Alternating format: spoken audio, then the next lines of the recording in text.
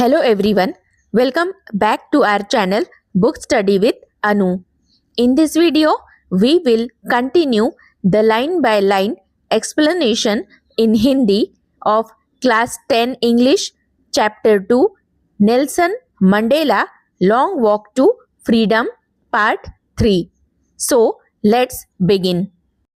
In life, every man has twin obligations to his family, to his parents, to his wife and children, and he has an obligation to his people, his community, his country. जीवन में प्रत्येक व्यक्ति के दो प्रकार के कर्तव्य होते हैं, एक अपने परिवार के प्रति, अपने माता पिता के प्रति, अपने पत्नी और बच्चों के प्रति, और दूसरा अपने लोगों, अपने समुदाय तथा अपने देश के प्रति। ऑब्लिगेशंस यानी कर्तव्य, कम्युनिटी मतलब समुदाय या समाज। In a civil and human society each man is able to fulfil those obligations according to his inclinations and abilities. एक सभ्य और मानवीय समाज में प्रत्येक व्यक्ति इन दायित्वों को निभाने में सक्षम होता है, जैसा कि उसकी अपनी रुचियां और क्षमताएं उसे अनुमति देती हैं। इंक्लिनेशंस यानी रुचियां या रुझान। आगे बढ़ते हैं। But in a country like south Africa it was almost impossible for a man of my birth and color to fulfill both of those obligations. लेकिन दक्षिण अफ्रीका जैसे देश में मेरे जैसे रंग और जन्म वाले व्यक्ति के लिए दोनों प्रकार के कर्तव्यों को निभाना लगभग असंभव था। In South Africa, a man of color who attempted to live as a human being was punished and isolated. दक्षिण अफ्रीका में यदि कोई अश्वेत व्यक्ति एक सामान्य इंसान की तरह जीने की कोशिश करता तो उसे दंडित किया जाता और समाज से अलग थलग कर दिया जाता था। आइसोलेटेड यानी एकाकी या अलग थलग किया। In South Africa a man who tried to fulfil his duty to his people was inevitably ripped from his family and his home and was forced to live a life apart, a twilight existence of secrecy and rebellion. यदि कोई अपने लोगों के प्रति अपना कर्तव्य निभाने की कोशिश करता तो उसे अनिवार्य रूप से अपने परिवार और घर से अलग कर दिया जाता और उसे गुप्तता तथा विरोध से भरा जीवन जीने के लिए मजबूर होना पड़ता। इनएविटेबली यानी अनिवार्य रूप से, रिप्ड मतलब अलग कर दिया, सीक्रेसी यानी गुप्तता, रिबेलियन मतलब विद्रोह, ट्वाइलाइट यानी छिपकर जीने वाला जीवन। आगे बढ़ते हैं। I did not in the beginning choose to place my people above my family, but in attempting to serve my people I found that I was prevented from fulfilling my obligations as a son, a brother, a father and a husband. शुरुआत में मैंने अपने परिवार से अधिक अपने लोगों को चुनने का निर्णय नहीं लिया था, लेकिन जब मैंने अपने लोगों की सेवा करने की कोशिश की तो मैंने पाया कि मुझे एक पुत्र, एक भाई, एक पिता और एक पति के रूप में अपने कर्तव्यों को निभाने से रोक दिया गया था। प्रिवेंटेड यानी रोका, फुलफिलिंग मतलब निभाना या पूरा करना। I was not born with a hunger to be free. मैं जन्म से स्वतंत्र होने की तीव्र इच्छा लेकर पैदा नहीं हुआ था. I was born free, free in every way that I could know. मैं तो हर उस अर्थ में स्वतंत्र था जिसे मैं समझ सकता था. Free to run in the fields near my mother's hut, free to swim in the clear stream that ran through my village, free to roast maize under the stars and ride the bold backs of slow moving bulls. मैं अपनी माँ के झोपड़ी के पास के खेतों में दौड़ने के लिए स्वतंत्र था. अपने गांव से बहने वाली स्वच्छ धारा में तैरने के लिए स्वतंत्र था. तारों के नीचे भुट्टे भुनने के लिए स्वतंत्र था और धीरे धीरे चलने वाले बैलों की चौड़ी पीठ पर सवारी करने के लिए स्वतंत्र था. क्लियर स्ट्रीम यानी स्वच्छ जलधारा, रोस्ट मेलीज मतलब भुना हुआ मक्का. As long as I obeyed my father and abided by the customs of my tribe, I was not troubled by the laws of man or God. जब तक मैं अपने माता पिता की आज्ञा मानता था और अपने जनजाति की परंपराओं का पालन करता था, तब तक मुझे मनुष्य या ईश्वर के कानूनों से कोई परेशानी नहीं थी. अबाइडेड यानी पालन किया, कस्टम्स मतलब रीति रिवाज.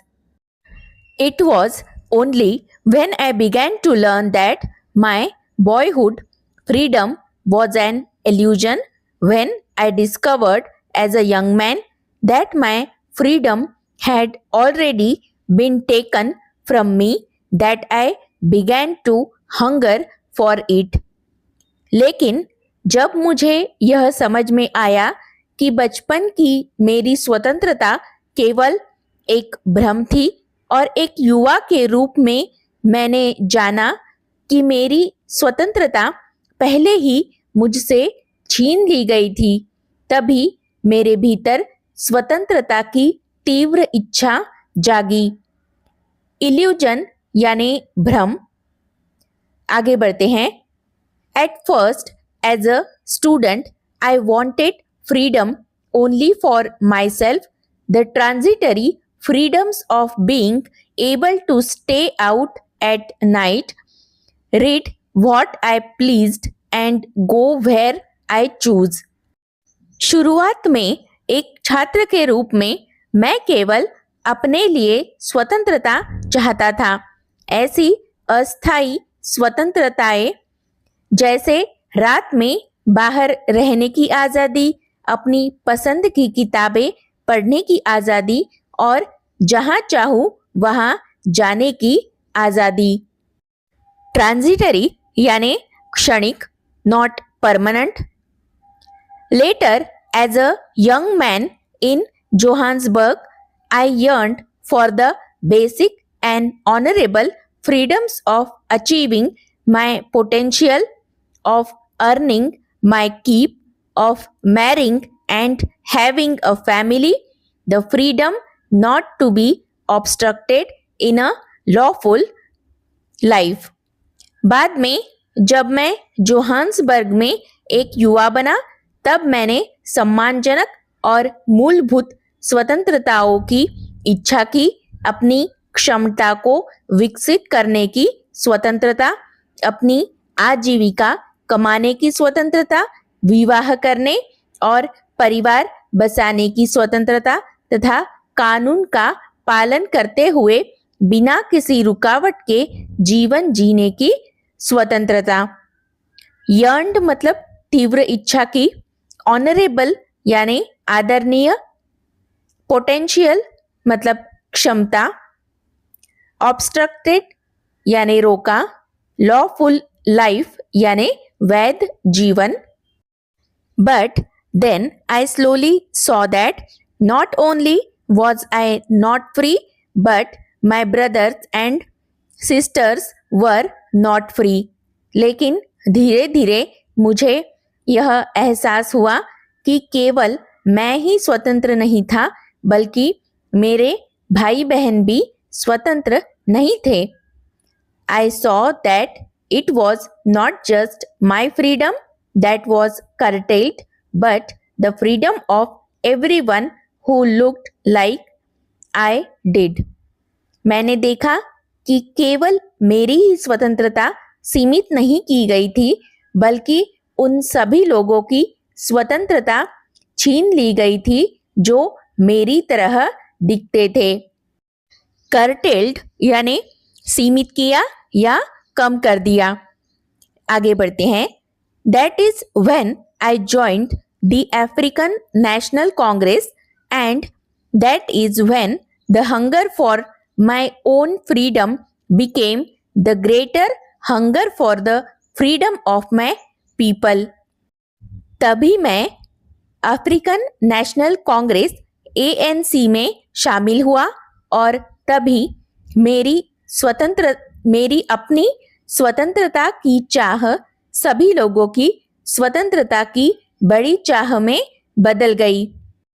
It was this desire for the freedom of my people to live their lives with dignity and self-respect that animated my life, that transformed a frightened young man into a bold one, that drove a law-abiding attorney to become a criminal, that turned a family-loving husband into a man without a home, that forced a life-loving man to live like a monk. मेरे लोगों को सम्मान और आत्मसम्मान के साथ जीवन जीने की स्वतंत्रता मिले, यही इच्छा मेरे जीवन की प्रेरणा बनी. इसी ने एक डरे हुए युवक को साहसी बना दिया, एक कानून का पालन करने वाले वकील को अपराधी बनने के लिए मजबूर कर दिया, परिवार से प्रेम करने वाले पति को बेघर व्यक्ति बना दिया और जीवन से प्रेम करने वाले इंसान को एक सन्यासी की तरह जीवन जीने के लिए विवश कर दिया. डिग्निटी यानी सम्मान या गरिमा. ड्रोव मतलब मजबूर किया या प्रेरित किया. लॉ अबाइडिंग मतलब कानून का पालन करने वाला. अटॉर्नी यानी वकील. मॉन्क मतलब साधु या सन्यासी. I am no more virtuous or self-sacrificing than the next man, but I found that I could not even enjoy the poor and limited freedoms I was allowed when I knew my people were not free. मैं किसी और व्यक्ति से अधिक सदाचारी या त्यागी नहीं हूँ, लेकिन जब मुझे यह पता चला कि मेरे लोग स्वतंत्र नहीं हैं, तब मैं स्वयं को मिली हुई थोड़ी सी और सीमित स्वतंत्रता का भी आनंद नहीं ले सका. विर्चुअस यानी सदाचारी. सेल्फ सैक्रिफाइसिंग यानी त्यागी.